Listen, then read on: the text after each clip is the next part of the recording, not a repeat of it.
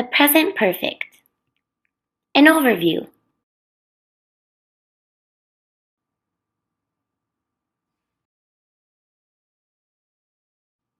The International Club is a club at our university that celebrates different cultures from around the world. This is Henry. He was the old president of the club, but he just graduated. So we need a new president.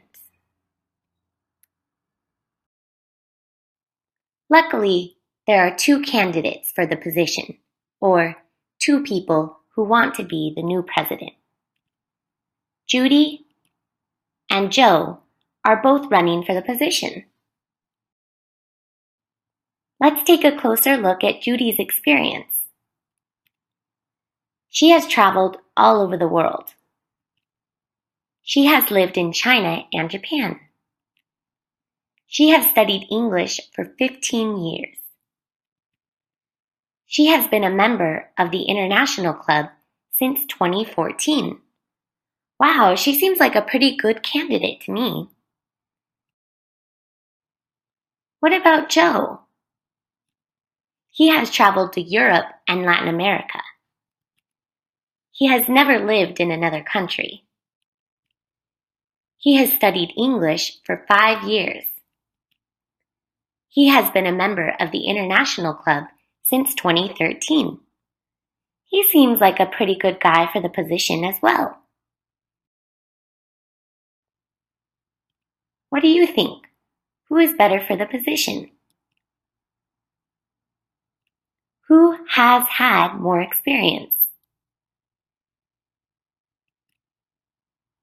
This verb form, has had, is an example of the present perfect.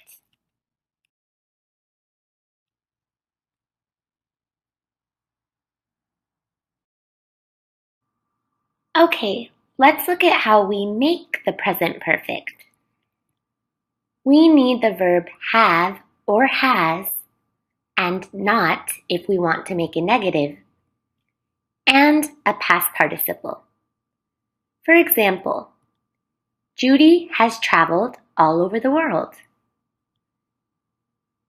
Joe has not visited every country. They have met friends from other cultures.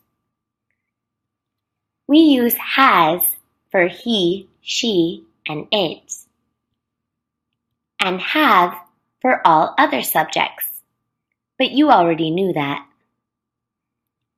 Traveled, visited, and met are all examples of past participles, also known as verb 3. We can also make contraction forms or shortened forms of the present perfect. Take a look at these examples below.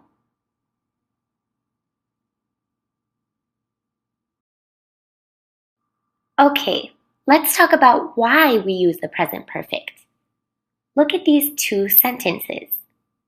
The first sentence, I have traveled to China, is an example of one use of the present perfect, unspecified time in the past.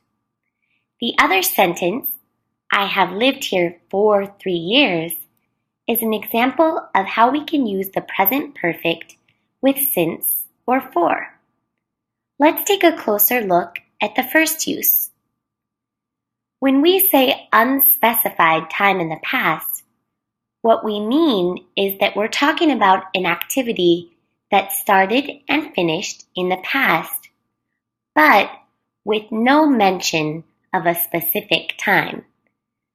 So for example, we can't say last week or yesterday.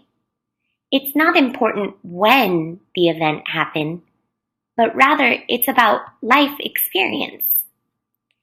We can also use the present perfect in this way to describe repeated events in the past. For example, I have traveled to China 3 times. Okay, let's look at the other use of the present perfect, using since or for. When we use since or for, we're talking about an activity that began in the past and is still going on now. For example, I have lived here for 3 years, means that I moved here 3 years ago and I'm still living here. It's used to talk about how long an activity has been going on.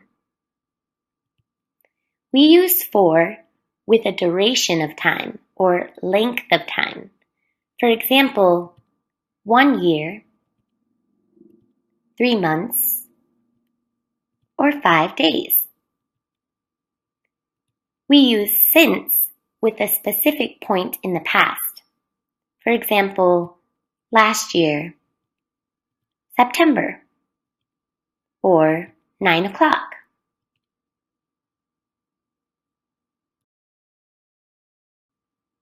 Okay, it's important to remember that these are two different uses of the same verb tense.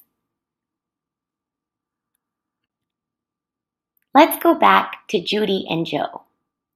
Now we can see the examples of these two uses of the present perfect.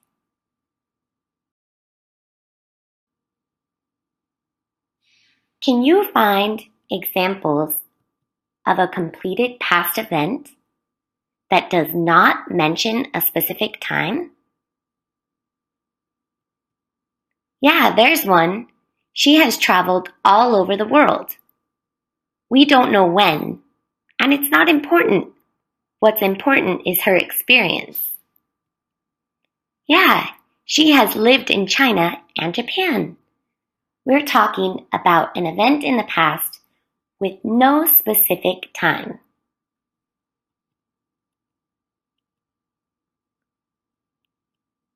Now, can you find an example of an event that started in the past and is still going? Here's a hint. Look for since or for. Yeah, number 3. She has studied English for 15 years. That means she started 15 years ago, and she's still studying it. She has been a member of the International Club since 2014, and she still is. Good job. Okay, it's your turn. How are the blue sentences different from the red ones?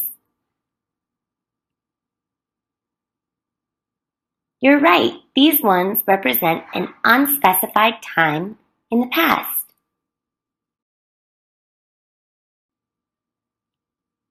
And what about these ones?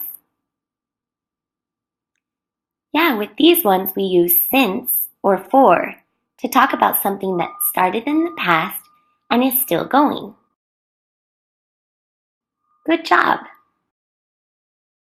So, who's your pick for the president of the International Club? And why? I think they're both good candidates. See you next time.